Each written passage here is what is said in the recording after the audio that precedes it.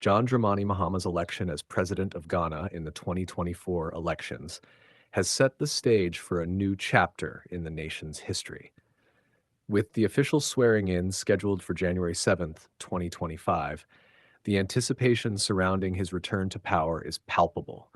As the days count down to this pivotal event, Ghanaians are keenly analyzing the blueprint he has presented for his first 120 days in office. While the actual implementation of these plans will begin after his inauguration, the initiatives outlined offer a glimpse into the direction his administration intends to take and the priorities that will guide his leadership.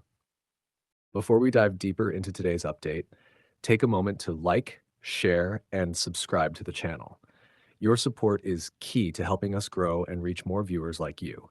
Don't forget to hit the notification bell so you never miss out on exciting updates. Ghana is currently at a crossroads, facing significant economic challenges, high unemployment rates, and concerns about governance and social equity. Mahama's campaign promises, encapsulated in what he calls his social contract with the people of Ghana, reflect his understanding of these pressing issues and his vision for addressing them. The road ahead is demanding, but the promise of change has sparked hope among many. At the heart of Mahama's proposed agenda is economic stabilization. Ghana's economy has been under significant strain, with inflation eroding the purchasing power of citizens and the Ghanaian cedi losing value against major currencies. To address these challenges, Mahama has proposed the establishment of a National Economic Recovery Task Force. This body, expected to be formed within his first month in office, will bring together experts from various sectors to devise and implement strategies aimed at reducing inflation, stabilizing the currency, and restoring investor confidence. The urgency of this initiative underscores the importance of immediate action in reversing the economic downturn. Parallel to these economic efforts is a focus on job creation, particularly for the youth. Mahama's Jobs for the Youth program is expected to tackle the persistent issue of unemployment among young Ghanaians. While specific details of the program are yet to be unveiled, it is likely to involve partnerships with the private sector, targeted investments in industries with high employment potential, and possibly the revival of previously successful initiatives. The program's success will not only provide opportunities for the youth, but also contribute to broader economic recovery by boosting productivity and reducing dependency. Tax reforms are another significant element of Mahama's plan. His commitment to abolishing taxes like the E-levy and the COVID levy has been a focal point of public discourse.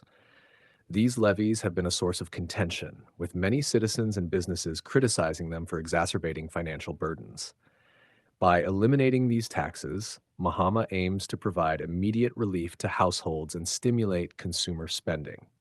However, the challenge of offsetting the revenue loss from these cuts will require careful planning and innovative fiscal strategies.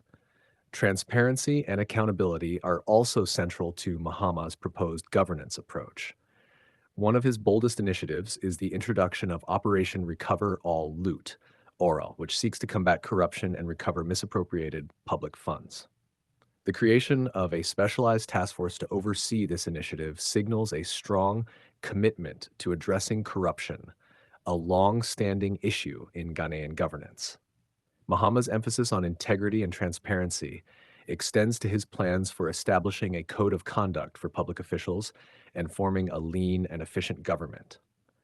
By promising to nominate all cabinet ministers within 2 weeks of his swearing-in, Mahama demonstrates a desire for prompt action and efficiency in governance. Infrastructure development is poised to be another cornerstone of Mahama's presidency. The e-computer initiative, aimed at equipping public schools with operational ICT facilities, highlights his focus on bridging the digital divide and preparing Ghana's youth for the challenges of a globalized world. Beyond education, Mahama has pledged to complete stalled projects in roads, healthcare, and other critical sectors. These efforts are expected to improve not only infrastructure, but also public trust in the government's ability to deliver on its promises. Healthcare and housing also feature prominently in Mahama's vision. Expanding the National Health Insurance Scheme, NHIS, to cover more diseases and ensure timely payments to service providers reflects his commitment to improving healthcare access and quality. Meanwhile, the proposed national housing scheme aims to provide affordable housing solutions for low-income families, addressing the pressing issue of inadequate housing. John Dramani Mahama's administration is set to embark on an ambitious journey within the first 120 days of his tenure, focusing on stabilizing Ghana's economy, addressing unemployment, and implementing significant tax reforms. Central to his plan is the creation of a national economic recovery task force to combat inflation, stabilize the Ghanaian cedi, and restore investor confidence. This effort aims to tackle the immediate economic challenges facing the nation. In tandem, the Jobs for the Youth program will prioritize employment opportunities for young Ghanaians, particularly graduates, by fostering public-private partnerships and reviving successful initiatives from previous administrations to stimulate job creation and reduce unemployment. Tax reforms form another critical component of Mahama's early agenda aimed at alleviating financial pressures on Ghanaians. He has pledged to scrap burdensome levies such as the E-levy and the COVID levy to reduce economic strain on households and businesses. These measures are designed to increase disposable income and stimulate consumer spending, fueling economic activity. However, the administration will need to devise alternative revenue-generating strategies to ensure fiscal stability while implementing these reforms. Governance and accountability will also take center stage within Mahama's first months in office. He plans to establish a lean and efficient government, promising to nominate his cabinet ministers within the first 2 weeks of his swearing-in.